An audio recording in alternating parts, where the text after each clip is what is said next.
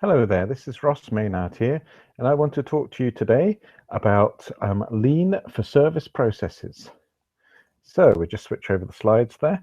And this is going to be a brief overview of how the lean philosophy applies to service processes by me, Ross Maynard, and my business ideas2action.co.uk. Thank you very much for watching. So let's start with a working definition of lean, and this is by Taiichi Ohno, who was one of the creators of the Toyota production system. And he said that all we're doing is looking at the timeline from the moment the customer gives us an order to the point when we collect the cash, and we're reducing the timeline by reducing the non-value added wastes. So this makes it clear that lean is about a business process from the customer initiating an order to the completion of that order, and the aim is to reduce the time that process takes by removing the impediments to the flow of work through the process. And those impediments are called waste in the lean terminology. So we measure the time that the process takes, we measure where the delays are, where the loopbacks are, where the rework is, and we seek to remove those problems to reduce the time that the process takes. So lean is all about flow through a business process. In the lean environment, the cost of the process is related to the rate of flow through the process being called the value stream in lean. By measuring and managing the flow, i.e. stabilizing the process, we manage the cost because we understand how much the process costs. By improving the flow through the process, we reduce the cost and we increase the capacity of the process to do more work. And by increasing the capacity of the value stream, we increase its profitability because we can do more profitable work in the given amount of time. And what's at the heart of lean in the service process? Well, the 5 principles of lean are as follows. We define value from the point of view of the customer. What is the outcome that the customer is looking for? And we seek to identify and map the value stream, i.e. the business process, which delivers that value in order that we can identify and remove the waste in the process. Also, we make the work in the process flow to the pull of the customer. So we only work to the customer demand, and this will involve reducing batch sizes and setup times, reducing delays and waiting times, so that we can reduce the end-to-end process time and therefore reduce the cost of the process. Fourthly, we involve and empower the people who work in the process. It is them who will improve the process. This is not something done by external, black belts or green belts, etc. And we aim to continuously improve the value stream with our engaged, trained, and motivated workforce. In service processes, there are some different issues which don't affect manufacturing quite so much. So service processes have the issue of variability, customer introduced variability. So the arrival pattern of customers is variable, and anyone in the hospitality industry will clearly know that there's peaks at lunch times and at dinner times, evening times, and troughs in between. The requirements of the customer will vary, so what they actually want from the service process will vary. The capability of the customer to engage with the process will also vary. So some customers may wish to use your online offering, whereas others may not feel capable to do that and want a branch service, a personal service. The amount of effort that the customer was willing to put in may also vary, and the preferences of the customer in terms of how they like to be served, how they like to be dealt with, will also vary.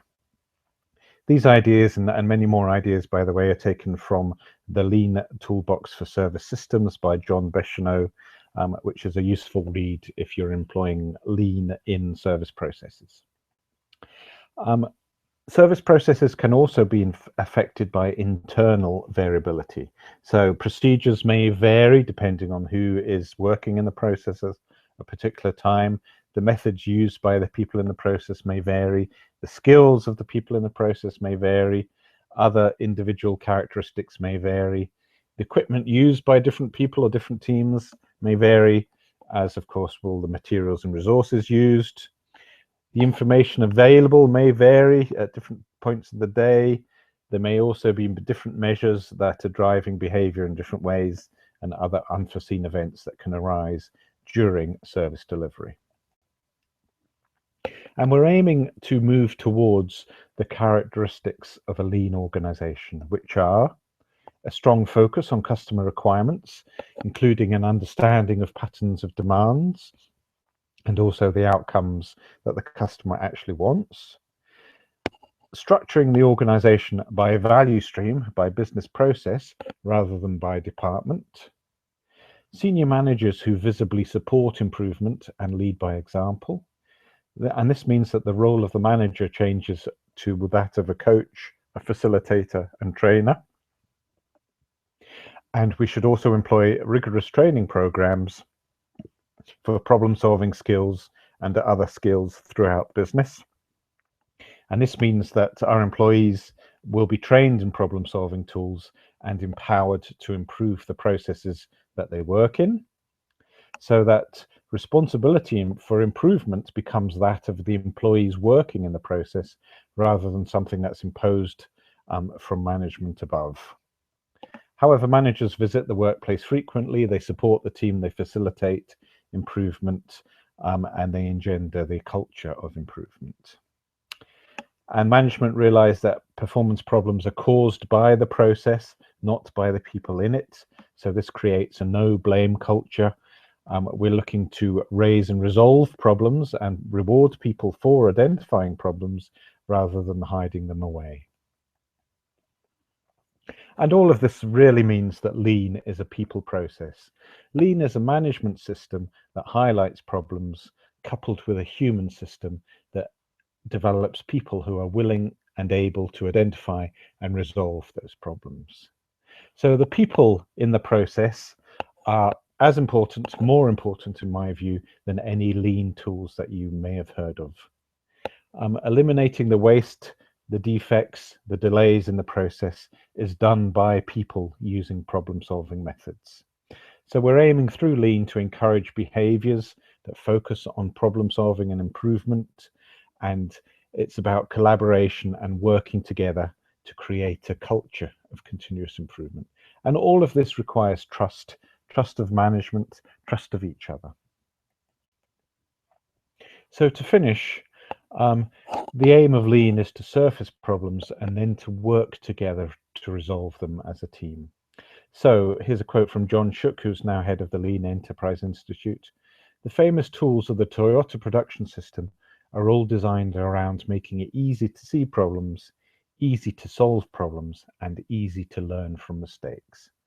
Making it easy to learn from mistakes means changing our attitude towards them. So in summary, lean is about helping us identify mistakes, but also learning from those mistakes. And that requires changing our attitude, changing the culture of our organization towards one of problem solving, of working together in collaborative teams for improvement. Thank you very much for your time. My name is Ross Maynard. You can find more information, blogs and articles at ideas2action.co.uk. Goodbye and thank you. And thank you for listening.